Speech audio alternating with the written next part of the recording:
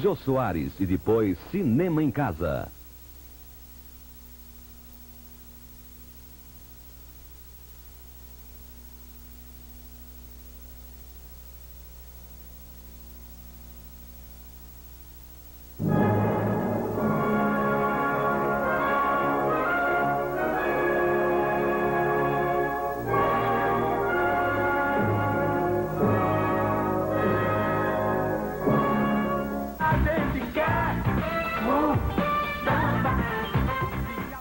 Se ele pode construir mais CIEPs para melhorar a vida dessas crianças que não têm onde viver, né? Porque dá pena a gente chegar na rua, ver crianças que não têm o que comer, que não têm onde viver. Eu queria pedir para ele, se ele for eleito, para ajudar essas crianças. O nosso governo vai ter privilegiados. Sabe quais são? Vão ser as nossas crianças. Elas vão estar fora do orçamento, porque uma nação que realmente se preza reserva tudo o que tem de melhor para as suas crianças.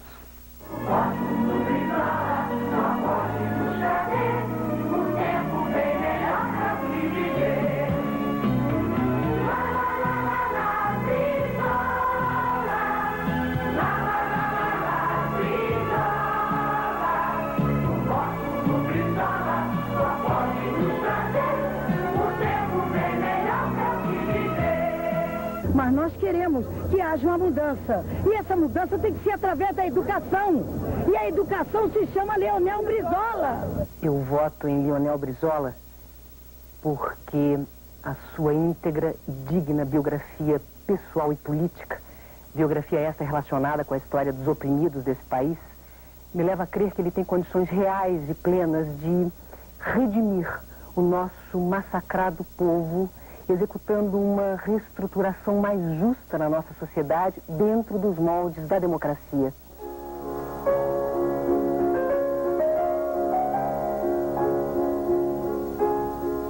Aparentemente, torna-se difícil para o povo brasileiro identificar entre todos os candidatos aqueles que devam merecer a sua confiança. Mas só aparentemente. Os povos, pelo próprio instinto, sabem identificar os seus inimigos. Muitas vezes demoram a reconhecer os seus amigos, mas os inimigos não. Têm um instinto que se manifesta à flor da pele. Eu não tenho a menor dúvida que o nosso povo, muito particularmente o povo trabalhador, vai saber separar o joio do trigo. Eu não tenho a menor dúvida a esse respeito. Vai olhar dentro dos olhos de cada um e vai, sobretudo, examinar o passado, os antecedentes de todos esses que estão buscando conquistar a sua confiança. Vai saber que as pessoas são hoje, essencialmente, o que foram até agora. Como vão ser amanhã, exatamente aquilo que foram no seu passado e no seu presente. Nós gostaríamos de, mais uma vez, reiterar uma posição que assumimos constantemente. Nós não viemos para enganar ninguém. Aos nossos próprios adversários, se quiserem se enganar, que se enganem. Nós, no governo, Leonel Brizola, no governo do nosso país, significa a continuidade de Getúlio Vargas, a continuidade de João Goulart, e também o Leonel Brizola de sempre. A ascensão de um cidadão independente como o Leonel Brizola ao governo do nosso país significará o desencadeamento de uma mudança.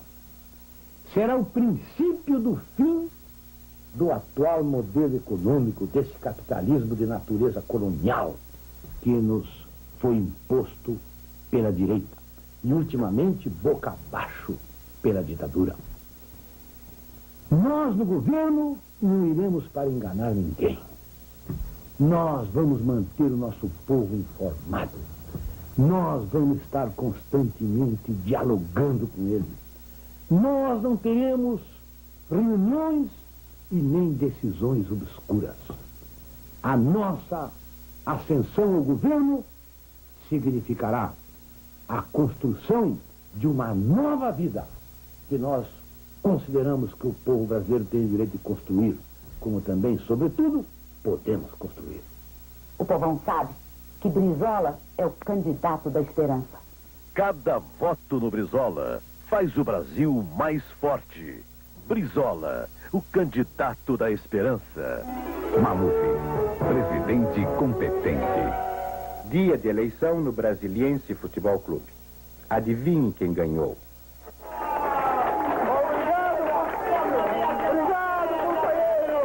Companheiros, como eu já sabia que ia ser eleito presidente do nosso queridíssimo Brasiliense Futebol Clube, aqui estamos com a nova diretoria. Ela vai ser conhecida logo mais depois da nossa grande chopada.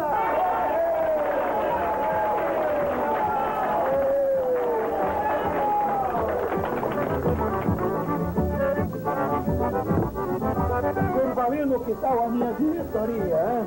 Acho que tu vai levar o Brasiliense pras cucuias. Por quê? O Sancler e o Godosvaldo, como primeiro e segundo secretário, são analfabetos. Como é que pode? Pode, são meus primos, homem. E o Fredovildo como tesoureiro? Você tá perdendo o juízo. Não pode. O cara é manjado com mão leve, tá em liberdade condicional. Lembra que ele roubou os brincos da Sudantina quando estava de casa com ele? O tesoureiro ladrão. Não fala assim do irmão da minha Juscelina. É meu cunhado, homem. Meu cunhado, mas ela não. Mas vai ser o tesoureiro. Ah, só falta botar o Valdecir de técnico do time. E vai ser esse mesmo. Mas o Valdecir é aleijado, quase cego. Mas é meu tio, irmão de meu santo pai. E você põe ele de técnico só porque é teu tio. Mateus, primeiro os meus. O que vocês viram acontece na política brasileira.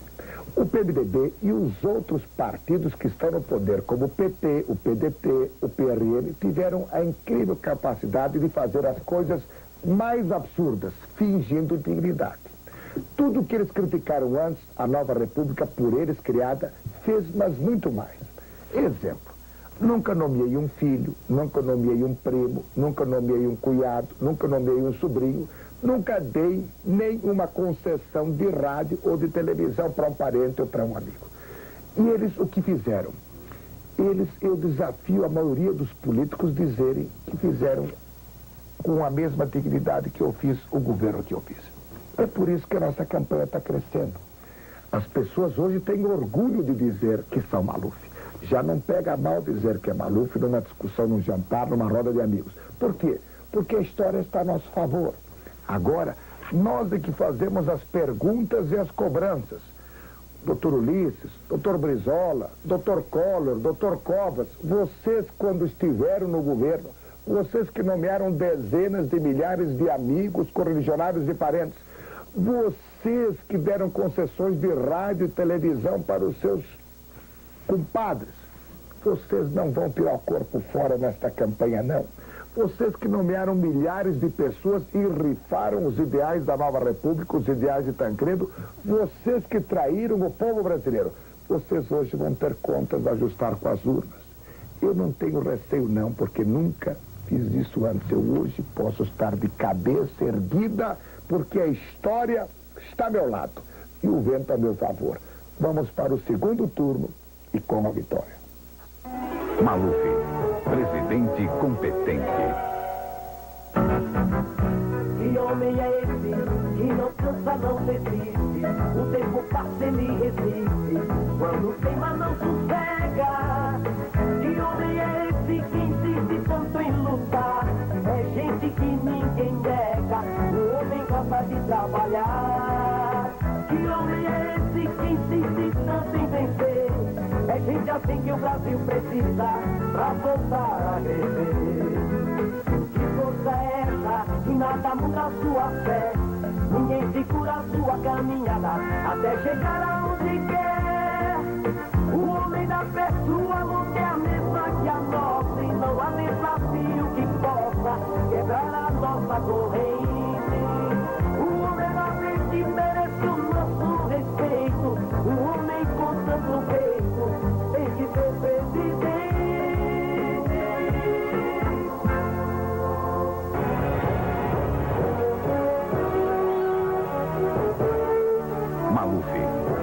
Presidente competente.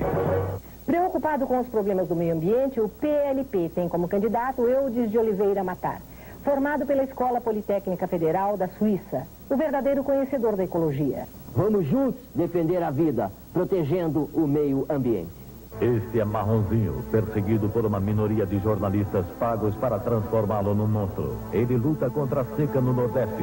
Marronzinho é o protesto, a revolta do povo. Marronzinho, o candidato do povão. Aguarde, ele vai falar. Este é Marronzinho, perseguido por uma minoria de jornalistas pagos para transformá-lo num monstro. Ele luta contra a seca no Nordeste. Marronzinho é o protesto, a revolta do povo. Marronzinho, o candidato do povão. Aguarde, ele vai falar.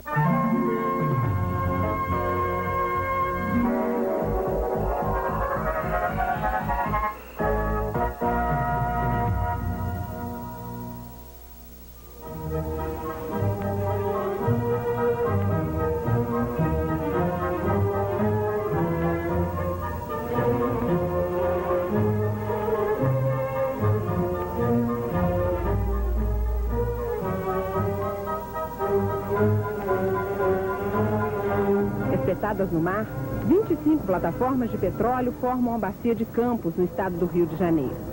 Daqui são retirados 60% da produção nacional de petróleo. Na plataforma Namorado 2, 210 técnicos fazem destes 15 mil metros quadrados o trabalho e a casa.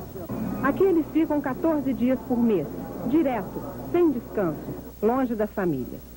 Mas para eles e para o país, o sacrifício vale a pena. Essa gente é um orgulho para o Brasil.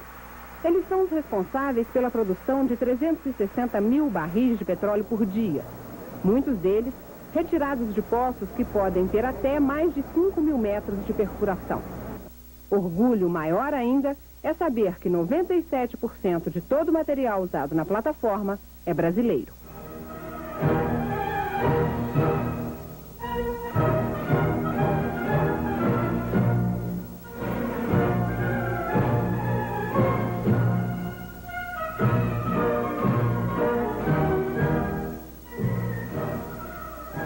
Não tem jeito de escapar. A sua emoção começa em Macaé.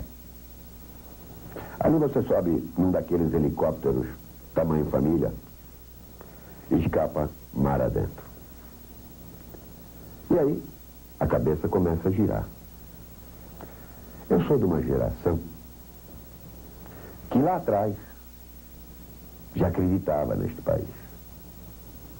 Uma geração que ouvia os descrentes dizerem o seguinte: isso é feito no Brasil, não presta.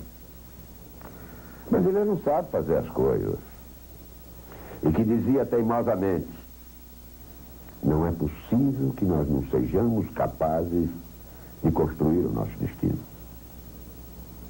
Eu sou de uma geração que brigou pela libertação econômica e que via no petróleo, que tantos nos diziam inexistir neste país, uma necessidade para o desenvolvimento nacional. E é nisso que a gente vai pensando quando o helicóptero vai se internando mar adentro. São 80 quilômetros entre a praia e a plataforma continental. E a gente vai ouvindo e aprendendo dos técnicos que nos acompanham. Ali, dizem eles, estão alguns recordes mundiais de exploração de petróleo no mar. Aos poucos, a gente vai vendo aquele paliteiro. 25 plataformas distribuídas no mar. E vai se aproximando de uma delas, como se alguém, por milagre, tivesse colocado inteirinha uma fábrica em pleno mar. Ali dentro, a gente encontra gente que por 14 dias sucessivos ali permanece. Gente que tem amor à sua empresa. Gente que se identifica com a Petrobras porque se identifica com o Brasil. Ali a gente vê com profundo orgulho a profecia antecipada há 40 anos transformada em realidade. Ali a gente vê uma empresa que hoje é capaz de exportar tecnologia em plataforma de petróleo fora, no mar. Ali a gente vê a capacidade de afirmação de uma empresa que hoje tem uma reserva conhecida maior do que a do Canadá. Tão grande quanto a da Shell ou a da Esso, que são as maiores empresas produtoras de petróleo do mundo. Ali a gente vê uma empresa que produz 70 mil empregos diretos e 3 milhões de empregos indiretos. Ali a gente vê o Brasil do primeiro mundo. Ali a gente vê gente que acredita em si e que acredita neste país. A Petrobras simboliza a nossa libertação nacional. A Petrobras simboliza o nosso desenvolvimento econômico. A Petrobras simboliza o Brasil do primeiro mundo. E um país que foi capaz de fazer a Petrobras vai ser capaz de acabar com a fome, com a miséria e com a ignorância.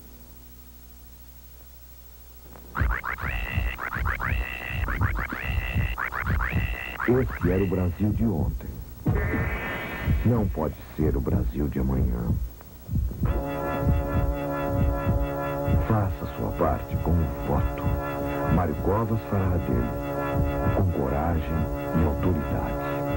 Junte-se a Mário Covas.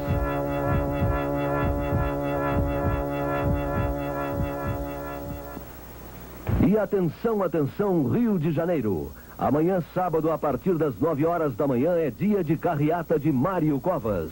Os carros saem da rua Visconde de Albuquerque com a praia do Leblon.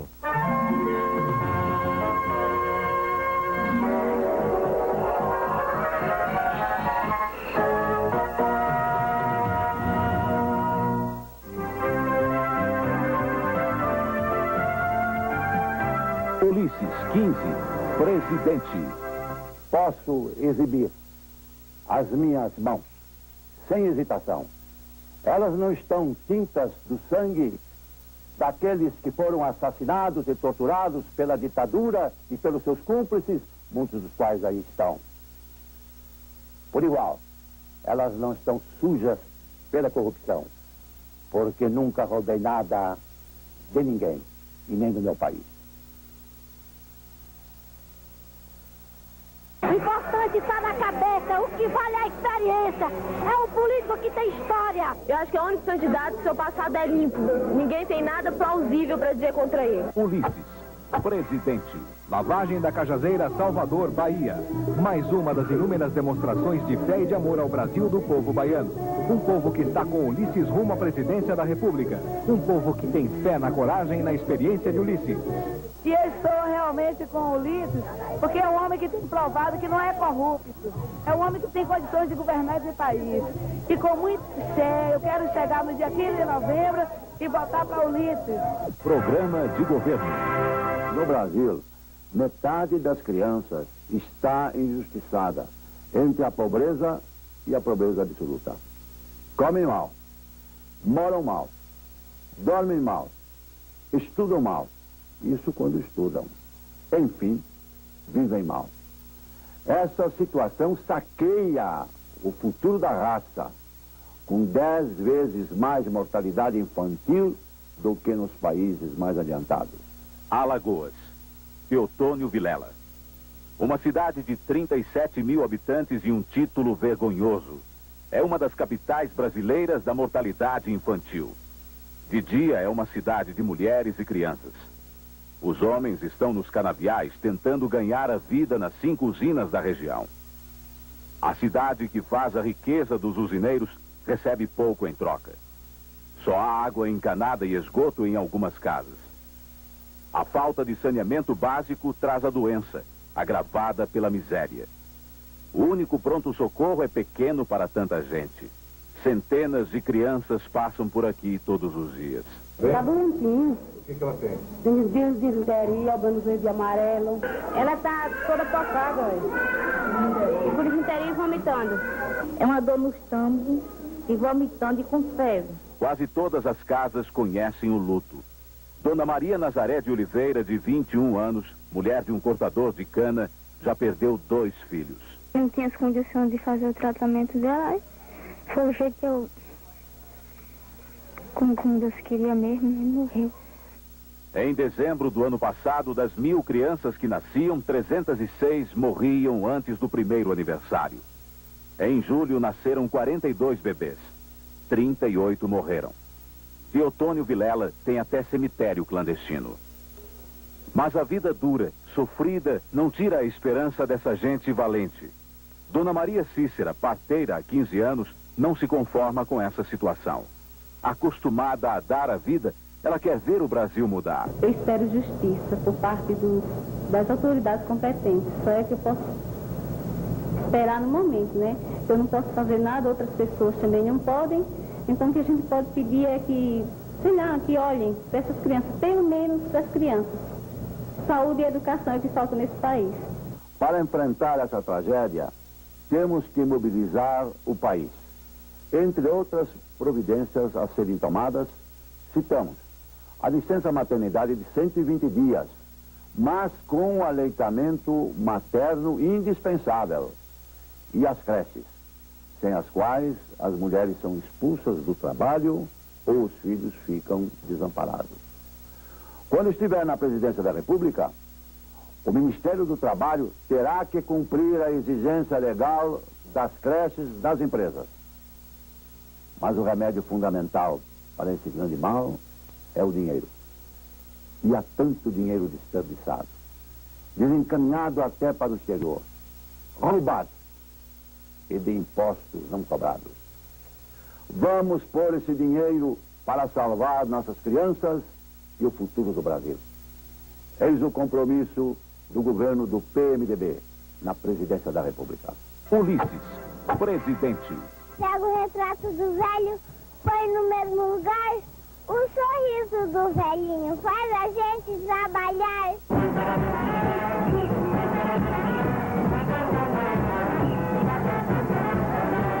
Em Curitiba, a turminha do velho vai para a Boca Maldita, ponto de encontro dos adultos, fazer a festa para Ulisses.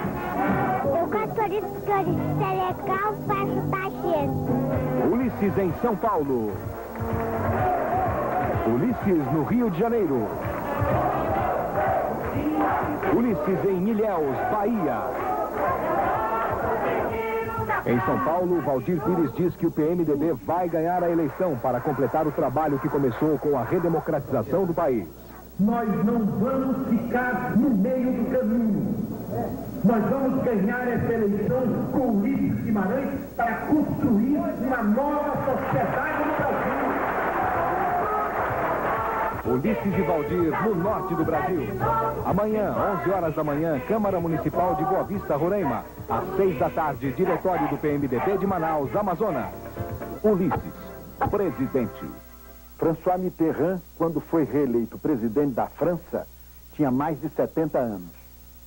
Ronald Reagan, quando foi reeleito presidente dos Estados Unidos, tinha mais de 70 anos. Sandro Pertini, o grande democrata, tinha quase 80 anos quando foi eleito presidente da Itália. Aqui no Brasil, a única acusação que tenho ouvido contra Ulisses Guimarães é que ele tem mais de 70 anos. Ninguém pode acusar Ulisses de corrupção, de jogo de favores, de violência, de ter as mãos sujas do sangue dos brasileiros ou de negociatas. Ulisses vai fazer, no dia 6 de outubro, 73 anos. Mas é um homem determinado, com os olhos postos no futuro. Ulisses é o maior líder político da nossa história contemporânea. É um homem experiente, que viveu os momentos difíceis da nossa pátria. É esse velho e honrado guerreiro da democracia que o PMDB oferece ao país, para guiar nossos passos, dos velhos aos jovens, na travessia para um futuro melhor. Agora você vai votar livremente para eleger o presidente do nosso país. Ao meu lado, vejo com orgulho o velho comandante, Ulisses Guimarães, presidente do Brasil. Ulisses, presidente. Ulisses é a força que vem com o povo, é o nosso guerreiro, pra luta de novo. Vitória, minha gente, meu povo de fé, com Ulisses é 100, é o Brasil de fé. Ulisses, presidente.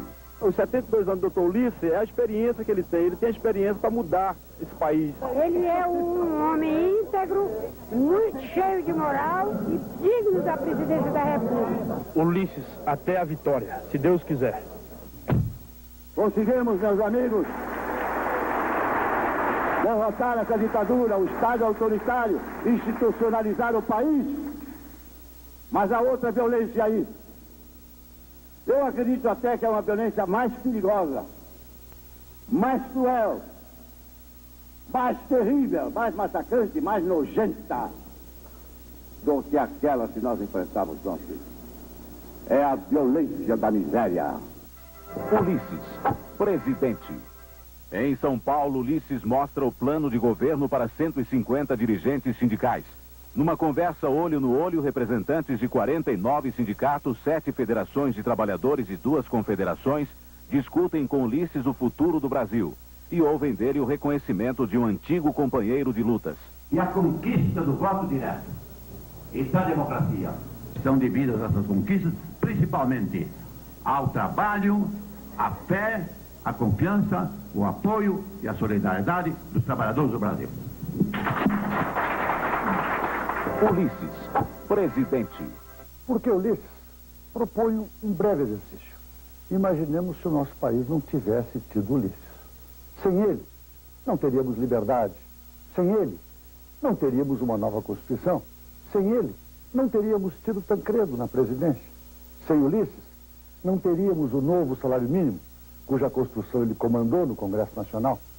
Sem Ulisses, não teríamos esta eleição e não estaríamos tendo esta conversa.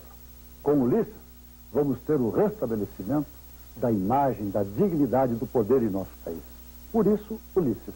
Ulisses, presidente. Este livro aqui é o mais importante do Brasil. Aqui nestas páginas está a Constituição. Aqui, por exemplo, está escrito que todos os brasileiros são iguais, que ninguém pode ser torturado, que todo mundo tem direito de seguir a religião que quiser. E tem muita coisa mais. Esta é a lei que manda em todas as leis. E ela tem muita coisa boa para o Brasil. Mas precisa de um presidente que cumpra e faça cumprir esse livro.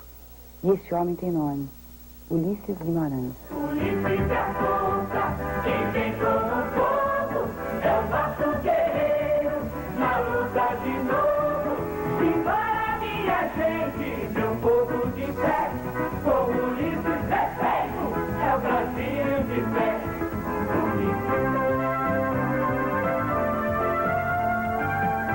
Ulisses 15, presidente.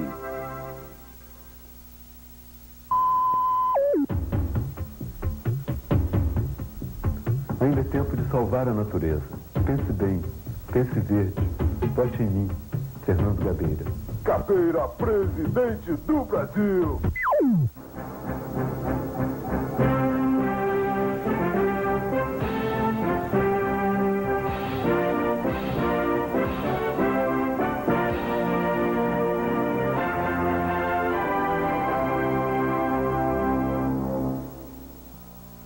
Minha gente, o Brasil é o país de 2 pesos e 2 medidas. Quando o crescimento econômico trazia algum benefício, esse benefício nunca foi, nem é, repartido pelos trabalhadores. Esses benefícios ficam todos com o governo. No entanto, quando o país entra em recessão, o prejuízo, o ônus, a conta é paga pelo trabalhador. Isso não é justo, minha gente. Nós não podemos aceitar que isso continue do jeito que está. Este país não pode ter 2 caras no relacionamento com o trabalhador. Nós temos que ter apenas um peso e uma medida. Nós temos que dar ao trabalhador o espaço e a oportunidade que ele merece para participar de um Brasil moderno, desenvolvido, socialmente justo. Esse é o meu compromisso. Esse é o compromisso daquele que, chegando à presidência da República, vai governar com os humildes, com os descamisados, com os pés descalços, com aqueles que estão à margem do processo de desenvolvimento, dos trabalhadores que vêm sendo oprimidos por aqueles que só querem os benefícios para si, daqueles que não pensam no Brasil.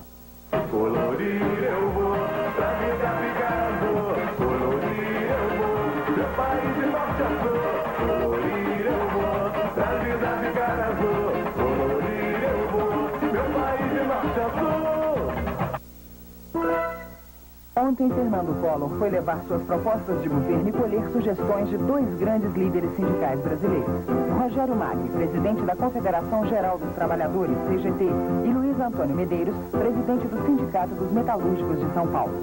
Já é a terceira vez que o Fernando Collor vem aqui a esse sindicato, representando o prestígio desse sindicato na sociedade brasileira, representando o prestígio desse sindicato entre os trabalhadores brasileiros. Fernando Collor nos honra na sua visita, inclusive porque tem muita coisa em comum com o trabalhador, em comum com o metalúrgico, e principalmente a sua coragem. A coragem desse homem de afrontar o sistema, de afrontar os poderosos. Nisso ele se parece conosco, com os metalúrgicos de São Paulo. Se tem relação conosco devido à tradição da sua família, sendo seu avô o primeiro ministro do Trabalho. Portanto, quero dizer, nos sentimos felizes aqui com o Collor. Desejamos a ele sucesso na sua empreitada. Firme em frente, de cabeça erguida. Enquanto os cães ladram, a caravana passa. Essa é a mensagem que eu tenho a dizer para ele. Nestes encontros, Collor convidou a CGT a participar da formulação do seu plano de governo, sobretudo nas questões que tratam do sindicalismo e dos direitos dos trabalhadores. Eu diria que, como foi o Collor de Mello, que chegou primeiro, e que de uma maneira simples, sem nenhum comprometimento com a CGT, nos procurou e pediu que pudesse orientá-lo ou dar sugestões para o seu programa, nós estamos fazendo da forma mais democrática que um sindicato pode fazer, de que uma instituição como a CGT pode fazer. Os trabalhadores têm que participar da administração do Fundo de Garantia, os trabalhadores têm que participar da administração da Previdência Social para dirigir um dinheiro que é nosso, é do trabalhador, para construir habitação para o trabalhador, da casa própria do trabalhador e conservar bem o dinheiro do trabalhador. Estas são algumas das propostas trabalhistas de Fernando Collor. Participação dos trabalhadores na gestão do FGTS e do PIS/PASEP. Incentivar o sindicalismo de resultados. Estimular mecanismos de participação dos trabalhadores no lucro das empresas. Ampliar a participação dos trabalhadores nas políticas governamentais.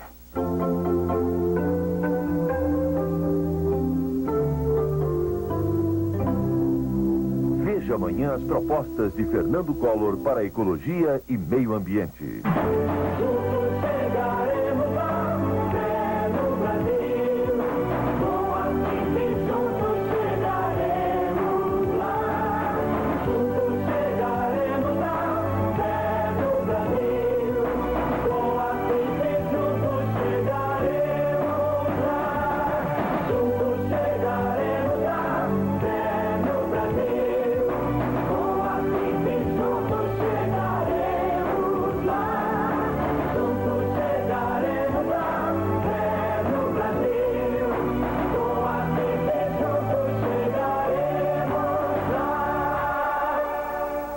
Eu quero falar com você, contribuinte.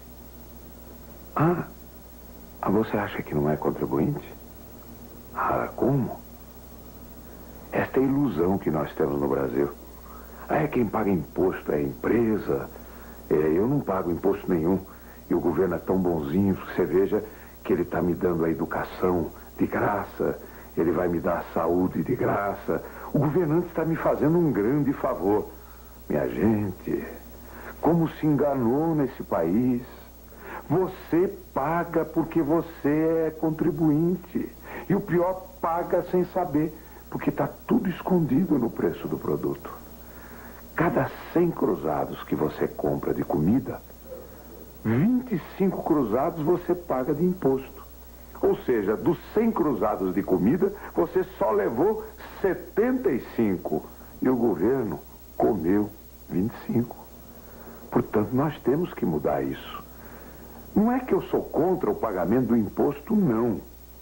Mas eu acho que o povo tem que saber quanto paga de imposto para acabar esse negócio de pensar que o governante está fazendo um favor. Não faz favor nenhum. É obrigação do governante atender o povo. Por isso, em nosso governo, acabou a era do governo dizer para o povo o que ele quer que o povo faça. Daqui para frente, é o povo que paga, que vai dizer o que quer que o governo faça. Por isso, nós precisamos muito do seu apoio, contribuinte brasileiro, porque juntos chegaremos lá. Juntos chegaremos lá, é no Brasil, com a gente juntos chegaremos lá. Esse programa do selo pedágio, quanto é que você paga por mês? Ó, esse caminhão aqui, ele é 78, né? O preço seria 22 cruzados, normal, né? Mas daí eu deixei passar no prazo e fui comprar na polícia rodoviária, daí eu dobro, né? 44. 40. E você que linha que faz? Faz pra Porto Velho? Porto Velho, Rio Branco. E diz que a estrada cheia de buraco, que é um buraco só. É um buraco cheio de estrada, né? Cheio de estrada. Um buraco cheio de estrada, não? Mas a placa pro selo pedágio tem lá. Quer dizer, tapar o buraco ninguém foi. Mas para vender selo foram. Selo tem uma plaquinha, venda de selo pedágio. E se quando você vê uma placa lá que fala assim, o selo pedágio paga essa obra, né? Só que não existe obra. Por isso que eu digo, eu juro, que se eu não fosse o que eu sou, eu seria caminhoneiro.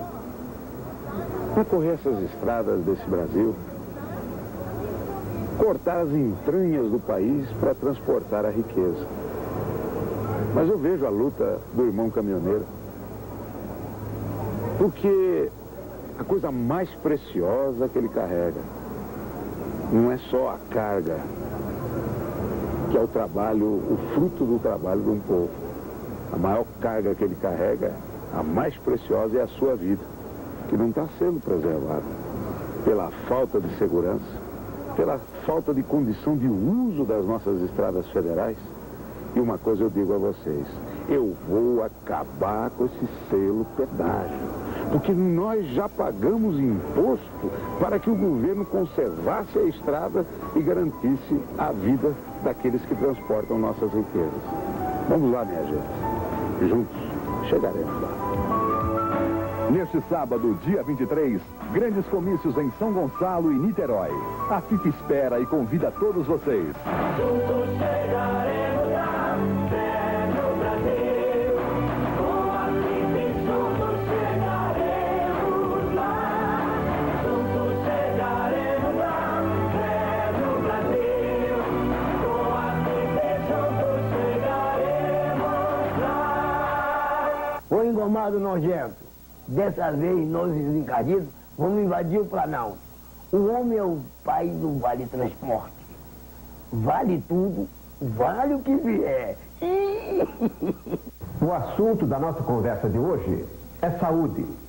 Ou melhor, a falta de saúde.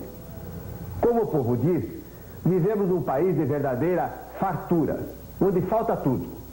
E se falta saúde, é porque falta comida, falta água encanada, falta esgoto, falta filtro, falta geladeira. Realmente falta tudo.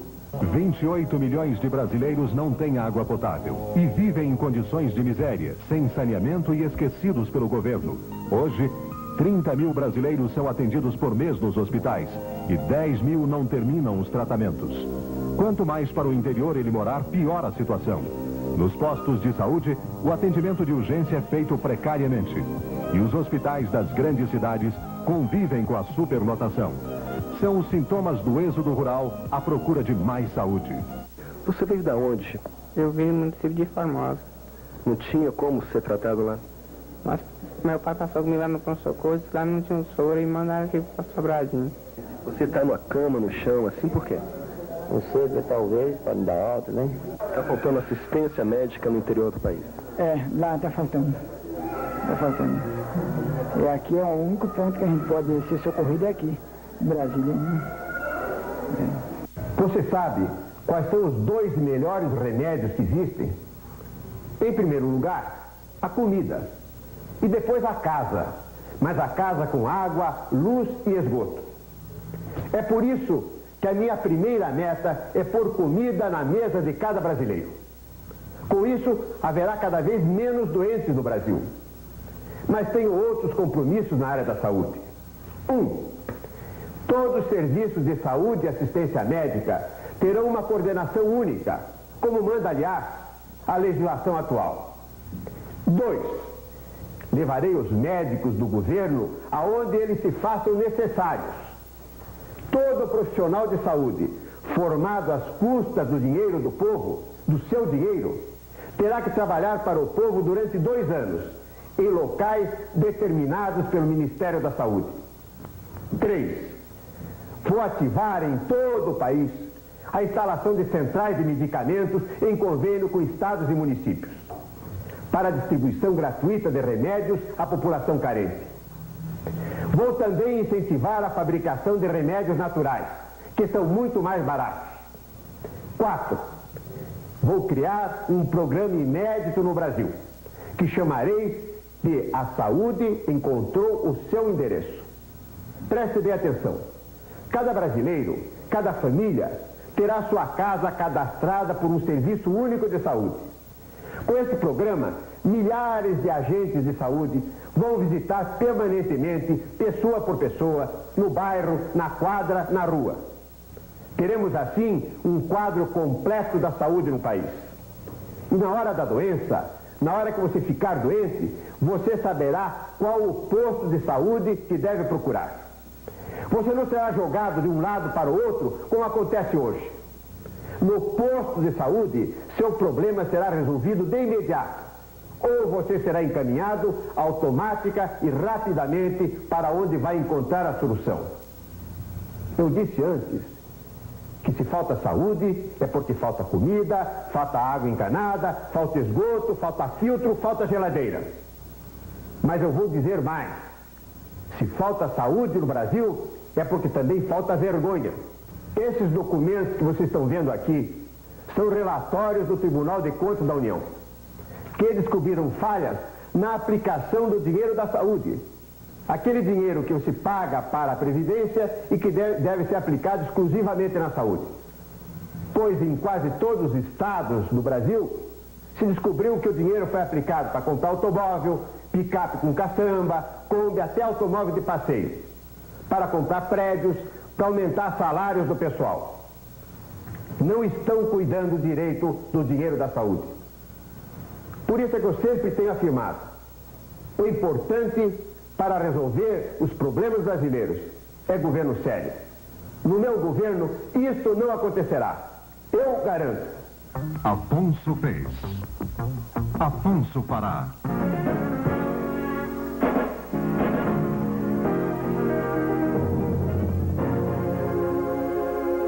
No horizonte há uma luz brilhando, é a esperança que já vai chegar. Há tanto tempo estamos esperando, está na hora do Brasil mudar.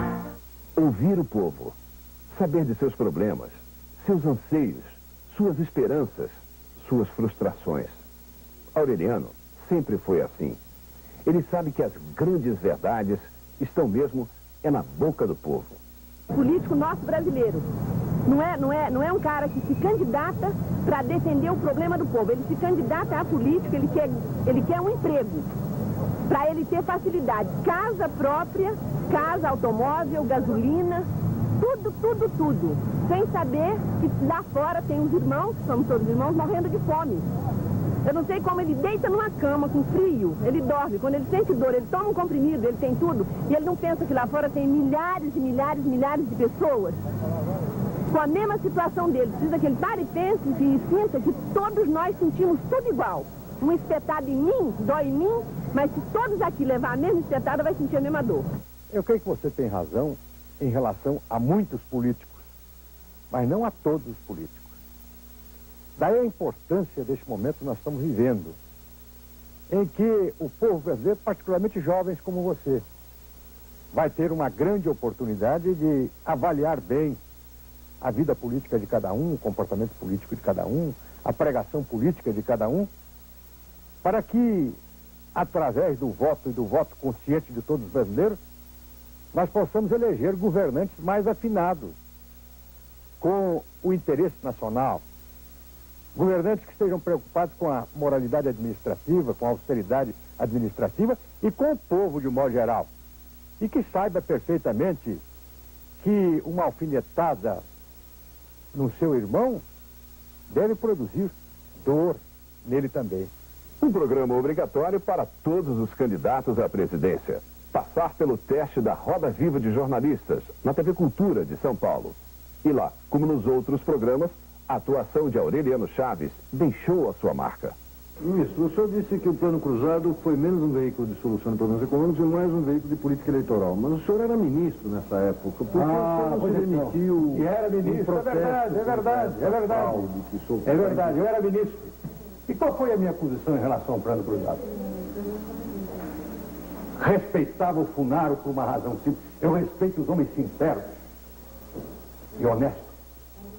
O senhor Funaro sempre me deixou a imagem de um homem sincero e honesto. Mas por diversas vezes conversei com ele, inclusive no dia em que foi lançado o Plano Cruzado. Disse, ministro, com todo o apreço, com toda a estima que tem com você, e tem porque eu respeito as pessoas sinceras. Vocês estão jogando o país num perigoso quadro de euforia que vai desaguar inexoravelmente na frustração. Pois bem, o que é que foi transformado o Plano Cruzado? Um plano milagreiro. Mas não seria qual é o país do mundo? Qual o país do mundo? Qual é o país do mundo eleitoreiro que conseguiu? Qual é o país do mundo que conseguiu, por obra de um decreto, ou de um decreto-lei, ou de uma lei, resolver essa coisa complicada que se chama inflação? Mas não foi só isso. Vamos rever mais um trecho do Roda Viva com Aureliano Chaves. Aureliano ao vivo, como foi ao ar, com a mesma austeridade, a mesma franqueza com que você já se acostumou aqui, neste nosso espaço livre. Fui o primeiro governador ainda sob a égide do ato institucional número 5, quando esse dito democrata estava com a boca travada. Terminei. Agora, ministro. A pregar. Anistia ampla e restrita.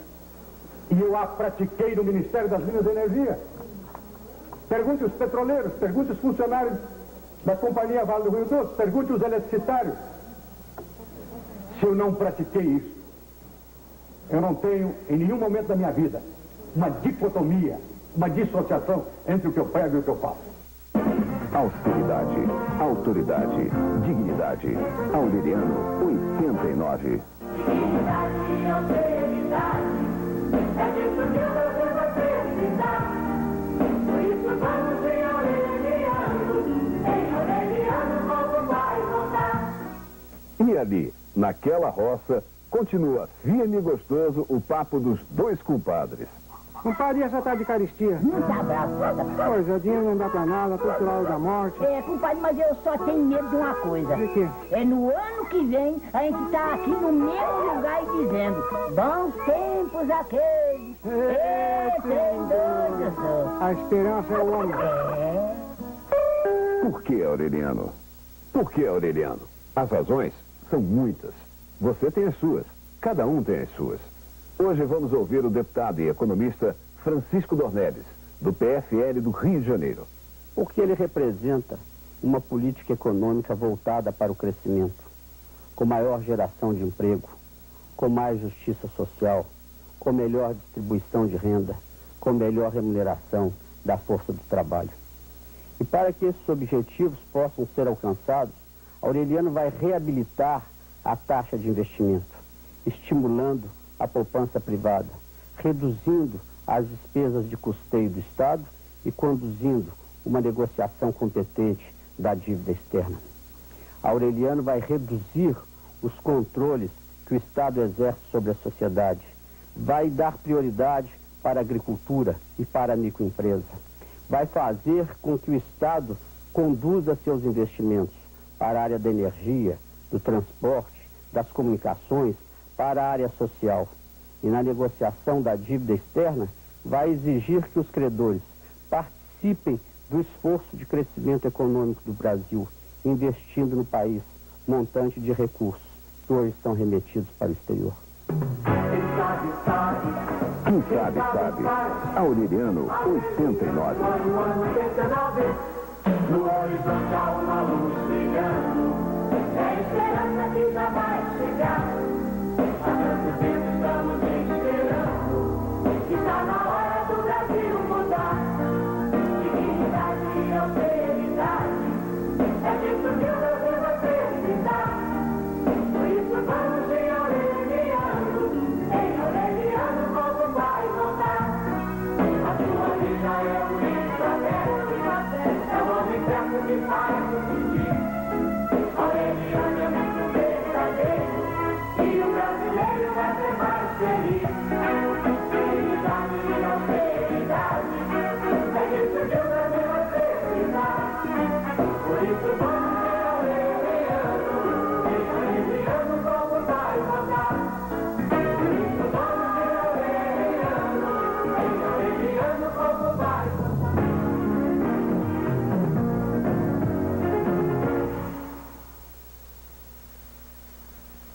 Surge agora comigo uma nova política, fundada na restauração da autoridade em todos os níveis e no fim da desordem. Política deixará de ser sinônimo de incompetência e falsidade. Ninguém aguenta mais. O meu nome é Enéas.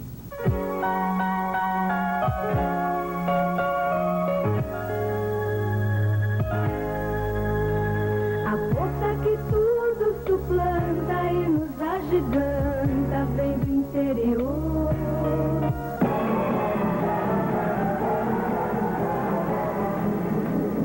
Minha gente, todos nós estamos acompanhando o que ocorre na Colômbia. A máfia da cocaína assassina juízes e policiais e chega ao ponto de paralisar o governo. Os bandidos mandam no país com a força de suas armas e do seu dinheiro. Mas o que é mais grave? O Brasil está caminhando para isso. Nós já somos rota do tráfico da droga e estamos virando o grande centro de produção e consumo.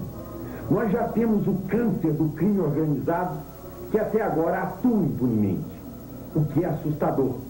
Essa situação passa a ser encarada por muitos como coisa normal, impossível de ser resolvida. Como normal? Como não pode ser resolvida? E como ficam as famílias brasileiras vítimas dessa violência? Ela pode e tem que ser combatida com maior rigor. E temos que começar agora, antes que seja tarde demais. Por todos os cantos onde andei, a sociedade quer isso. Cabe ao governo transformar esse desejo da sociedade em ação. Vamos ajudar uns aos outros para que esse mal não se alastre. Vamos meter na cadeia todos esses traficantes que enriquecem com a desgraça da nossa juventude. E vamos mostrar aos jovens que os problemas e as dificuldades não são resolvidos por esse caminho. Quanto aos bandidos e traficantes, vou dizer uma coisa. De minha parte, será a guerra. Leva, leva essa bandeira, leva, leva pro Planalto, pra essa gente brasileira novamente olhar pro alto.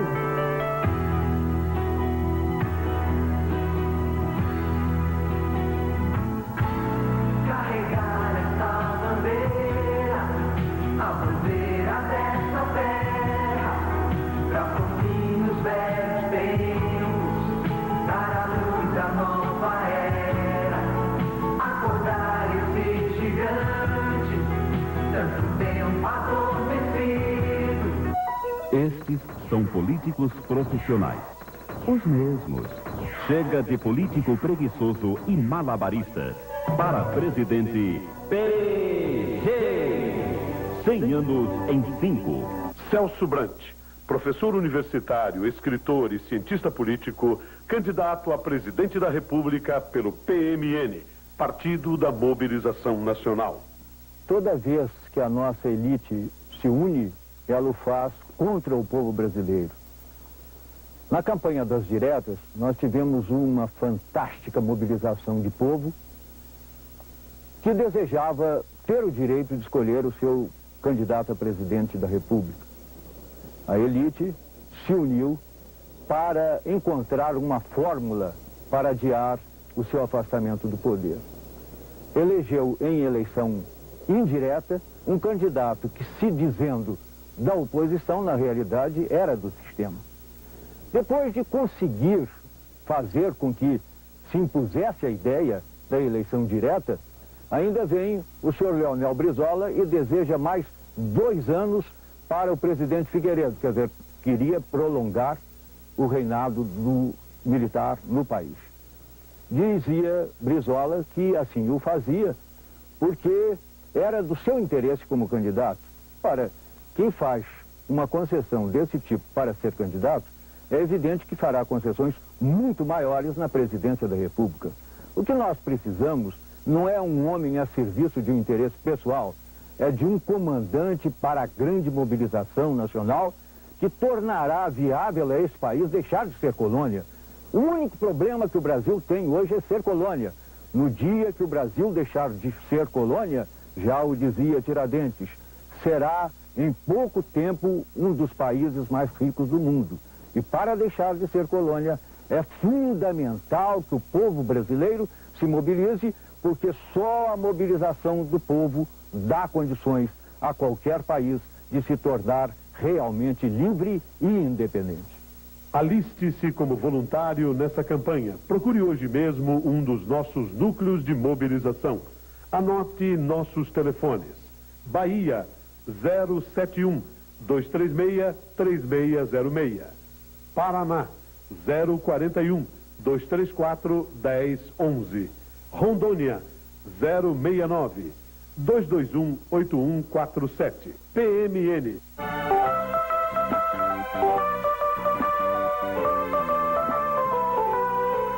Doutora Amanda, como o senhor vê o problema do despejo hoje em São Paulo, hein? É uma catástrofe.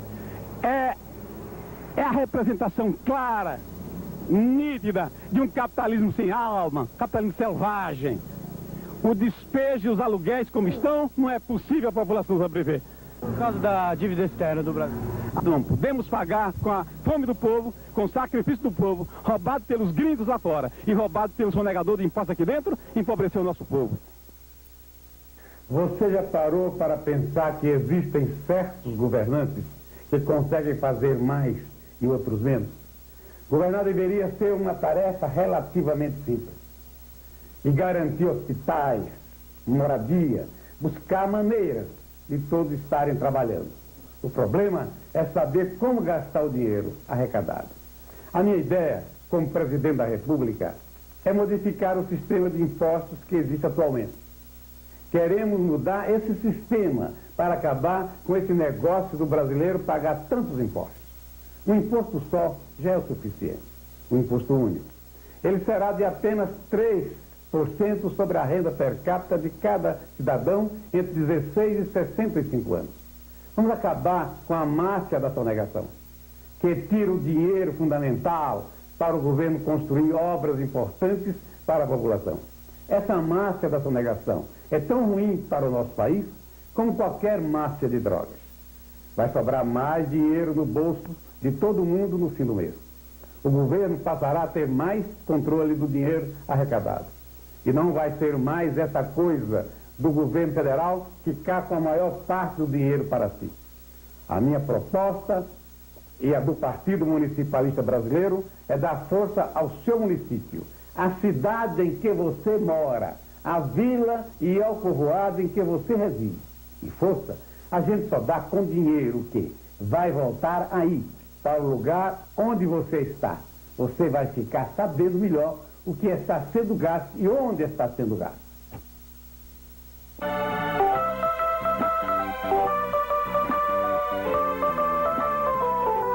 Minha gente e meu povo, a União Nacional dará vitalidade e energia. Nos governos de homens, nossos recursos naturais vêm sendo desperdiçados, mal aproveitados e manipulados por interesses contrários ao de nossa pátria. Unidos, vamos expulsar os vendilhões do templo. Agora é a vez do povo. Um programa da Frente Brasil Popular na sua. Veja na Rede Povo o que as outras TVs não mostraram. Violência contra trabalhadores sem terra. Um trabalhador morto e 70 feridos pela Polícia Militar de Santa Catarina. 500 policiais armados de metralhadoras, pistolas, bombas e sabres atacaram um acampamento de trabalhadores sem terra em Palma Sola, oeste de Santa Catarina. 2.000 trabalhadores, homens, mulheres e crianças, estavam acampados em terras abandonadas de um grande latifúndio improdutivo. Os trabalhadores resistiram à violência policial. Depois de matar um trabalhador e ferir outros 70, a Polícia Militar recuou. Nos hospitais das cidades vizinhas foram atendidas dezenas de pessoas com ferimentos à bala. O corpo de Olívio Albani, o trabalhador morto pela polícia, foi velado com profunda emoção. As famílias dos companheiros procuravam consolar a viúva e sua filha. Olívio era um dos milhões de trabalhadores sem terra de nosso país e tinha vindo para Palma Sola em busca de um pedaço de terra para plantar e viver. O que nós estamos assistindo no Brasil inteiro é uma onda de violência e de repressão contra o povo que, por seu justo direito, por ser cidadão brasileiro e até por ser filho de Deus, tem direito a ter um pedaço de terra nesse país, que é um país que foi rateado a sua terra entre meia dúzia de grandes proprietários que, em nome da lei, usam a polícia militar, usam o governo para manter os seus privilégios. Os trabalhadores não arredaram pé da terra ocupada. Mesmo os feridos voltaram para lá e a comunidade catarinense repudiou a violência policial. O senador Paulo Bisol, candidato a vice-presidente na chapa de Lula, tentou dialogar com o governador de Santa Catarina, mas Pedro Ivo, que é do PMDB, recusou-se a recebê-lo. Assim mesmo, Bisol foi ao Palácio do Governo e lavrou o protesto da Frente Brasil Popular. Eu acho que a pior violência que existe é a violência institucionalizada, porque ela é uma violência racional. É a mais repugnante das violências, a violência do Estado. Depois, Bisol deu uma declaração à imprensa. Eu não vejo violência nenhuma na ocupação de terra, porque a reforma agrária está prevista na Constituição, a desapropriação é uma violência. Então, não fazem as desapropriações, não fazem os assentamentos, então o povo tem que fazer. Isso aí é a coisa mais santa, mais correta e mais justa que pode ser. Para nós do PT e da Frente Brasil Popular, a questão da reforma agrária é tão necessária quanto o oxigênio que nós respiramos. Porque não é apenas a questão de fixar o homem no campo, mas é sim a questão de resolver também o problema do desemprego, de resolver o problema da desnutrição, de resolver o problema da prostituição, de resolver o problema da qualidade de vida do povo na cidade, de resolver o problema da habitação, enfim, de resolver um dos problemas mais graves que nós temos hoje, que é o problema da mortalidade infantil. A reforma agrária é uma das coisas mais importantes que pode acontecer nesse país.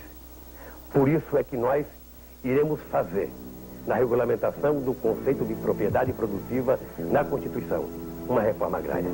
Independente da vontade do latifundiário, nós queremos dizer claramente que nós, da Frente Brasil Popular, no meu governo, iremos implantar a reforma agrária nesse país.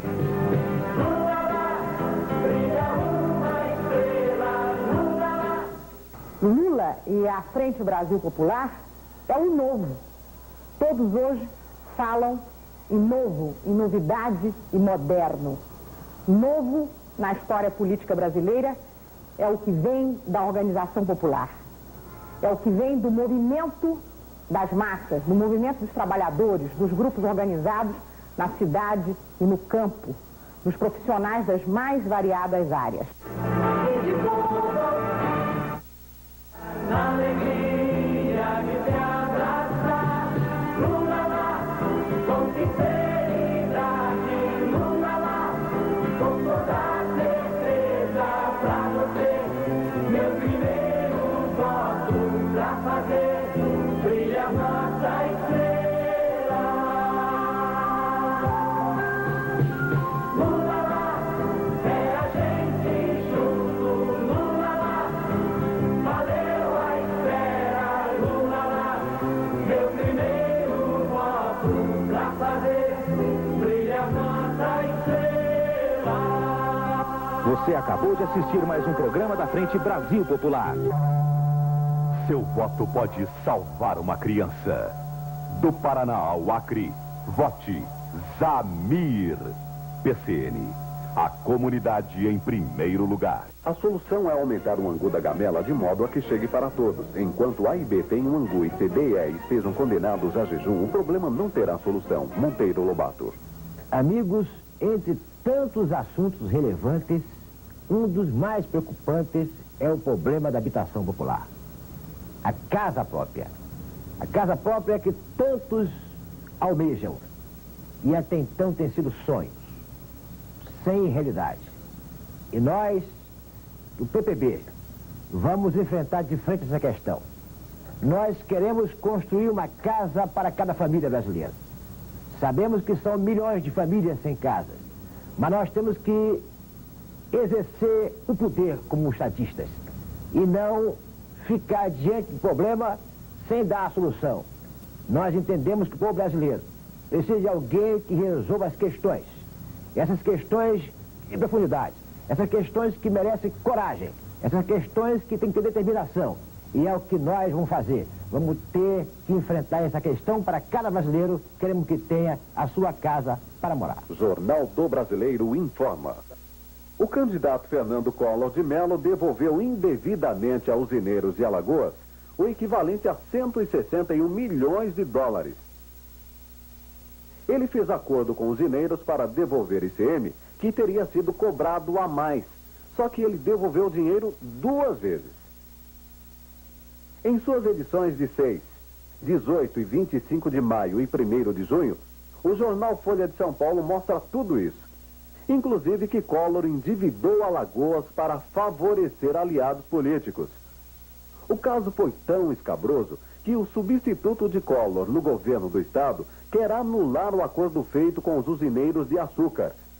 O Instituto do Açúcar e Álcool confirma a irregularidade. Mais de 160 milhões de dólares. Nada mal para quem prega a moralidade administrativa.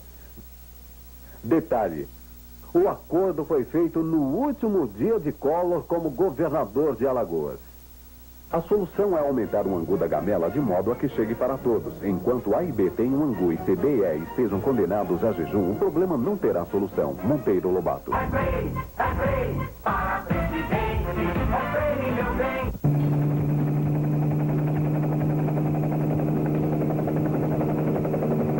Mais de 70% da população brasileira vivem hoje nas cidades.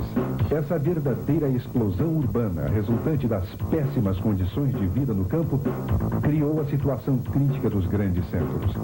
A escassez de moradia, a falta de transportes, o desemprego, a criminalidade, a violência em todas as suas formas, tornam hoje quase intolerável a vida nas grandes cidades. O Brasil é hoje um dos países mais violentos do mundo. Em 1988, somente no Rio ocorreram cerca de 500 homicídios por mês. Mais dramático ainda, em 6 anos foram assassinados mais de 20 mil pessoas. É como se estivéssemos numa verdadeira guerra. Uma guerra em que os ricos começam a morar em condomínios que são verdadeiras fortalezas. A imprensa noticia diariamente casos de sequestros, estupros, assaltos, homicídios e matanças, de esquadrões da morte, de grupos de extermínio nas nossas principais cidades. Isso não é por acaso. A violência é maior nas grandes cidades, exatamente porque nelas é mais agudo o conflito entre a riqueza de uns poucos e a pobreza de muitos, que é a marca dominante na sociedade brasileira.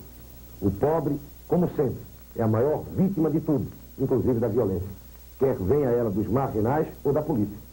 A solução todos nós sabemos qual é: reduzir a desigualdade e construir uma sociedade mais justa. Mas isso não é uma questão que se resolva de imediato.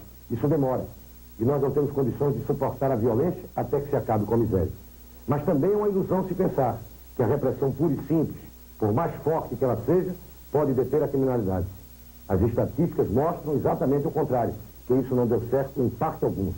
Temos é que trabalhar na direção da sociedade mais justa, da sociedade mais fraterna, e ao mesmo tempo adotar medidas urgentes, como por exemplo, reeducar e aparelhar a polícia, melhorar e humanizar o sistema carcerário e tornar a justiça mais ágil e eficiente, acabar com a impunidade, que talvez seja o grande elemento indutor do crime.